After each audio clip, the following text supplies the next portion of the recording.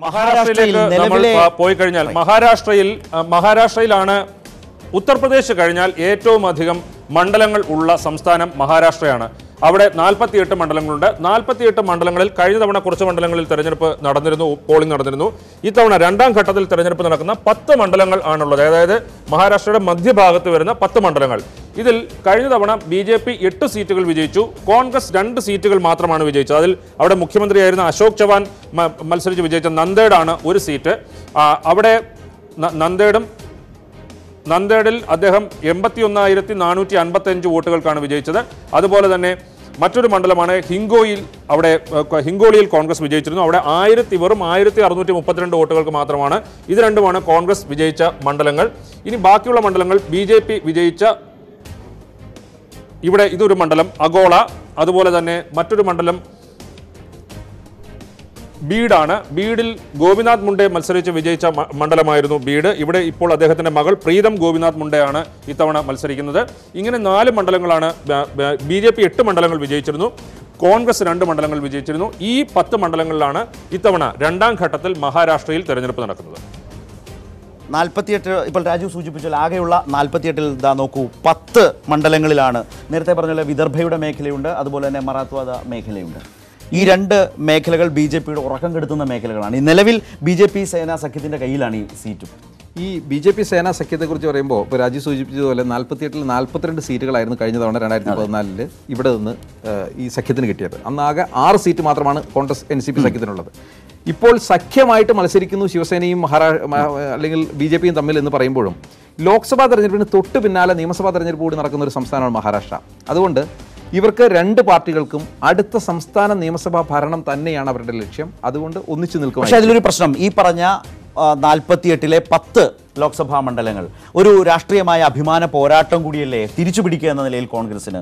ഈ കർഷകരുടെ പ്രശ്നങ്ങൾ, ലോങ് മാർച്ച് നടന്ന മഹാരാഷ്ട്രയുടെ രാഷ്ട്രീയ അനുഭവം, ഇതിൽ നിന്നൊക്കെ കോൺഗ്രസ് ആ മേഖലയിലെ പഴയ സ്വാധീനം തിരിച്ചുപിടിക്കാൻ വലിയ പ്രതീക്ഷ വെക്കുന്ന ഒരു മത്സരം ഉണ്ടാവില്ല. ഒരുപാട് പ്രശ്നങ്ങൾ തീർച്ചയായും കോൺഗ്രസിനകത്ത സംസ്ഥാനത്ത് ഉണ്ടായിരുന്നു. തീർച്ചയായും. കാരണം മഹാരാഷ്ട്ര എന്ന് പറയുന്നത് നമ്മൾ പറയുന്നത് പോലെ ഈ കർഷകരുടെ പ്രക്ഷോഭങ്ങൾ, അതുപോലെ തന്നെ വലിയ തോതിൽ കോൺഗ്രസിനൊരു ശക്തമായ അടിത്തറയുള്ള ഒരു സംസ്ഥാനമാണ്. ആ ഒരു സംസ്ഥാനം എന്ന നിലയ്ക്ക് കൃത്യമായി പറഞ്ഞു കഴിഞ്ഞാൽ എന്തായാലും ഒരു കാര്യം ഉറപ്പാണ്, കോൺഗ്രസ് കോൺഗ്രസ് NCP സഖ്യം കഴിഞ്ഞ തവണത്തേക്കാൾ നില മെച്ചപ്പെടുത്തും. പല സർവേകളും ഏതാണ്ട് 20 സീറ്റുകൾ വരെ കോൺഗ്രസ് NCP സഖ്യത്തിന് മൊത്തം 48-ൽ പ്രവചിക്കുന്നുണ്ട്. എന്തായാലും ഈ 10 സീറ്റുകളിൽ നടക്കുമ്പോൾ, അത് വിദർഭയും മറാത്ത്വാഡയും അടക്കമുള്ള മേഖലകളിൽ നടക്കുമ്പോൾ അവിടെ ഈ കർഷക പ്രതിഷേധങ്ങൾ, കർഷക പ്രക്ഷോഭങ്ങൾ അതെല്ലാം വളരെ ശക്തമായി പ്രതിഫലിക്കും എന്ന് തന്നെയാണ് കോൺഗ്രസും NCPയും കണക്കുകൂട്ടുന്നത്. അതിനൊപ്പം തന്നെ ശിവസേന BJP സഖ്യം 42 സീറ്റുകൾ കഴിഞ്ഞ തവണ ഉണ്ടായിരുന്നതിൽ ഇത്തവണ ഈ മേഖലയിൽ വലിയ നേട്ടം കഴിഞ്ഞ തവണ നേടിയതാണ്.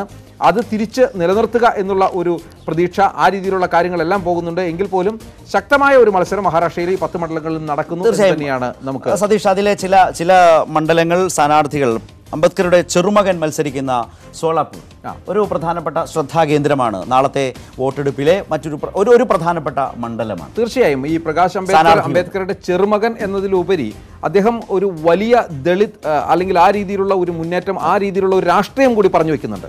ഒരു ദളിത് രാഷ്ട്രീയം രാജ്യം മുഴുവൻ ഇപ്പോൾ നടക്കുന്ന ഒരു വലിയ രാഷ്ട്രീയത്തിന്റെ ഒരു പ്രതിഫലനം കൂടിയാണ് ഇവിടെ നടക്കുന്ന ഒന്ന്. അതാണ് ഈ ഒന്നാമത് NDAക്കെതിരായ ഒരു വലിയ വിമർശനത്തിൻ്റെ സ്വഭാവം കൂടി അതിൽ അടങ്ങുന്നുണ്ട് എന്നതാണ് ഏറ്റവും പ്രധാനപ്പെട്ട കാര്യം.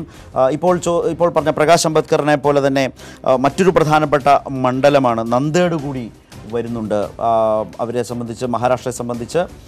അതാണ് മറ്റൊരു പ്രധാനപ്പെട്ട മണ്ഡലം. അശോക് ചവാൻ ആണ് ആ മണ്ഡലത്തിൻ്റെ മത്സരം കൊണ്ട് ശ്രദ്ധേയമാകുന്ന ഒരു മണ്ഡലം. തീർച്ചയായും കോൺഗ്രസിനെ ഒരുപക്ഷെ കഴിഞ്ഞ UPA സർക്കാരിന്റെ കാലത്ത് കോൺഗ്രസിന് വലിയ ഒരു തലവേദനയുണ്ടാക്കി ആ രീതിയിലുള്ള ആദർശ കുംഭകോണം ആയിട്ട് ബന്ധപ്പെട്ട് അശോക് ചവാൻ ആ സർക്കാരിന്റെ പ്രതിച്ഛായ മോശപ്പെടുത്തിയെങ്കിലും ഇപ്പോൾ അദ്ദേഹത്തിന് വീണ്ടും അവിടെ പ്രതിച്ഛായ മെച്ചപ്പെടുത്തി തിരിച്ചു വരാനുള്ള ഒരു തിരിച്ചുവരവ്, അങ്ങനെ നന്ദേഡ് എന്ന മണ്ഡലത്തിൽ അശോക് ചവാൻ തിരിച്ചു വരാനുള്ള ഒരു സാധ്യതയെല്ലാം ഇനി നമുക്ക് വേണമെങ്കിൽ അതെ ബീഡും വളരെ പ്രധാനപ്പെട്ട ഒരു മണ്ഡലമാണ്. അതിൻ്റെ വിശദാംശങ്ങളും പ്രധാനപ്പെട്ടതാണ്. ബീഡും രാജ്യം ശ്രദ്ധിക്കുന്ന ഒരു മത്സരം നടക്കുന്ന പ്രദേശം തന്നെയാണ്. ബീഡ് എന്നത് ഈ ഗോപിനാഥ് മുണ്ടയുടെ ഒരു ശക്തമായ അടിത്തറ അല്ലെങ്കിൽ സ്വന്തം മണ്ഡലം എന്ന് തന്നെ പറയാവുന്ന ഒരു മണ്ഡലമായിരുന്നു. എന്നാൽ ഗോപിനാഥ് മുണ്ടെ മരിച്ചതിന് ശേഷം പ്രീതം മുണ്ടെ മത്സരിച്ചു. പ്രീതം മുണ്ടെയും ബജ്രംഗ് സോനവാനെയാണ് അവിടെ മത്സരം. കഴിഞ്ഞ ലോക്സഭയിലെ ഏറ്റവും വലിയ ഒരു റെക്കോർഡ് ഭൂരിപക്ഷത്തിന്റെ ഒരു അടിസ്ഥാനത്തിലാണ് പ്രീതം മുണ്ടേ കയറിയത്. ഇത്തവണ ബീഡിലെ മത്സരം ഏറെക്കുറെ ദേശീയ ശ്രദ്ധ ആകർഷിക്കുന്ന നിലയിലേക്ക് പോവുകയാണ്. ആ നിലയിൽ ബീഡ് നിലനിർത്താനാകുമോ എന്നുള്ളതാണ് ഒരു പ്രധാനപ്പെട്ട ചോദ്യം. എന്തായാലും അത്രയും വലിയ റെക്കോർഡ് ഭൂരിപക്ഷം ഉണ്ടാകുമോ എന്ന് അവർക്ക് ബിജെപിക്കും അല്ലെങ്കിൽ ശിവസേനയ്ക്കും തന്നെ ഉറപ്പില്ല.